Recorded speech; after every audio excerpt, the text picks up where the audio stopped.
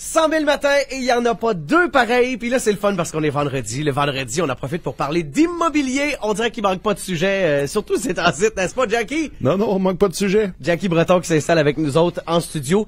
On fait les affaires un peu à l'envers, mais tu me connais. Je suis un peu de même dans la vie. J'aimerais ça qu'on apprenne à te connaître, me semble, un peu ce matin. J'aimerais ça qu'on apprenne à connaître ton équipe, comment tu fonctionnes, ça te tente-tu? Ben oui, définitivement. J'aimerais ça, on peut parler de mon équipe un petit peu, parce que souvent on voit juste la pointe de l'iceberg, c'est moi qu'on voit. On voit ma photo partout et ma voix ici. Mais j'aimerais ça qu'on commence par toi. Tu viens d'où? T'as quel âge? Qu'est-ce qui t'a emmené à vendre des maisons? Ben écoute, j'ai 35 ans, je suis un gars de la Nouvelle-Beauce, j'ai toujours été dans le secteur. J'ai commencé à investir très jeune en immobilier, j'ai acheté ma première maison à 18 ans. Est-ce que t'as eu une opportunité? Ouais, exact, celle-là je l'ai faite avec mon père, là, c'était une maison du ministère des Transports, il m'a dit serais-tu intéressé? J'ai dit définitivement. Ça a été la première qui m'a lancé, puis après ça à 20 ans, j'ai racheté un duplex. J'étais allé à la caisse avec 100 pièces en poche, puis j'ai dit je veux m'acheter un duplex, je veux réévaluer ma maison, la refaire financer, puis j'étais allé à la caisse de Saint-Séverin avec madame Lynn, la directrice à ce moment-là. C'était vraiment pas comme aujourd'hui. Fait qu'elle avait cru au potentiel que j'avais. Ça veut dire que ça fait déjà un bon 15, 16, 17 ans, c'est ça? 17 ans, j'ai acheté ma première maison. Puis j'en ai acheté 15, 18 depuis, là. Ben voyons donc! Fait que je suis passionné à tout point. J'adore ça, mais dans ton équipe, tu dois en avoir un peu des passionnés dans ton genre aussi. Oui, définitivement. Ben premièrement, j'ai ma directrice d'équipe, Marie-Pierre, qui me fait un travail exceptionnel. C'est vraiment elle là, que j'appelle le poumon de l'entreprise, qui s'occupe là de s'occuper à la coordination et la gestion de l'entreprise, s'assurer que toutes les étapes ont été faites adéquatement. Fait que il me fait un travail exceptionnel. C'est qu'elle aussi, elle a des rapports avec les clients, là. Oui. Dans le fond, c'est elle qui s'occupe là, de la communication courriel. Parce qu'on a une centaine de courriels tous les jours, là, c'est assez impressionnant. Fait que c'est elle qui va gérer ce point-là. Puis j'ai un courtier avec moi aussi, là, Jacob Poulain, c'est un courtier de la nouvelle génération, qui est très efficace, c'est un courtier qui veut vraiment bien faire les choses. Fait que Jacob vient m'accompagner dans les différentes facettes là, de la transaction. On est une petite équipe de 3, mais ultra efficace. J'en profiterai aussi de dire que je suis assez fier. Comment ça se fait que vous êtes 2 courtiers dans votre équipe? Exact. Comment ça?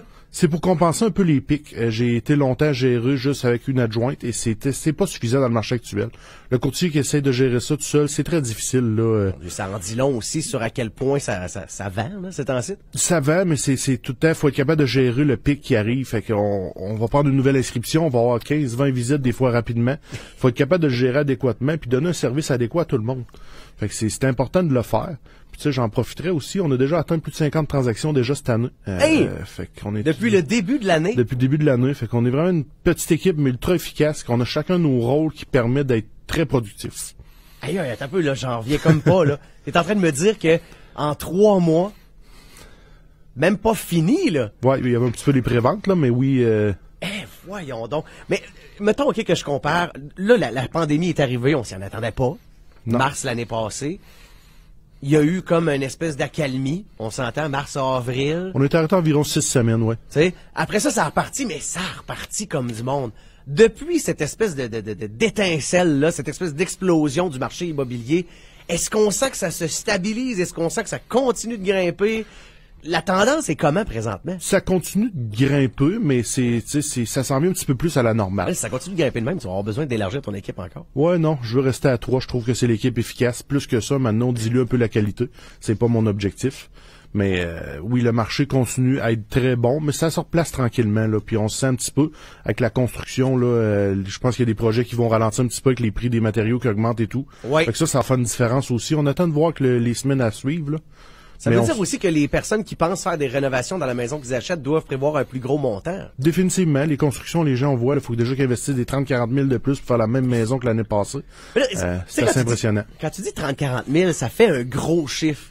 Oui. Mais globalement, là, c'est quoi? Est-ce qu'une maison coûte 2 fois plus cher à construire ou on parle de 10% plus cher? Tu comprends? Admettons, une maison de 200 000 va peut-être coûter 30-40 000 de plus à bâtir avec le coût du bois. Fait qu'un 10-15%. Ça vaut quand même la peine là, de se construire parce qu'on s'entend que le marché baissera pas cette année.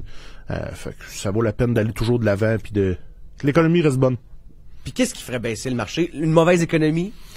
Ben, une récession, mais ce serait quand même étonnant dans le marché actuel, l'offre deviendrait beaucoup plus, qu'il y ait beaucoup de gens qui décident de se mettre en vente, ça ferait baisser. Tout est offre et demande.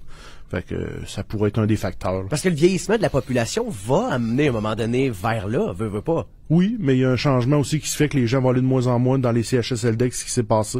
Fait qu'on l'a senti un petit peu depuis un an. Ils vont vouloir rester dans leur maison plus longtemps. Oui, il y a fait que moins d'inventaire sur le marché. C'est un des facteurs qui fait qu'il y a un petit peu moins d'inventaire actuellement sur le marché. Beaucoup de, j'appelle les vieux bungalows, souvent qui se mettent en vente.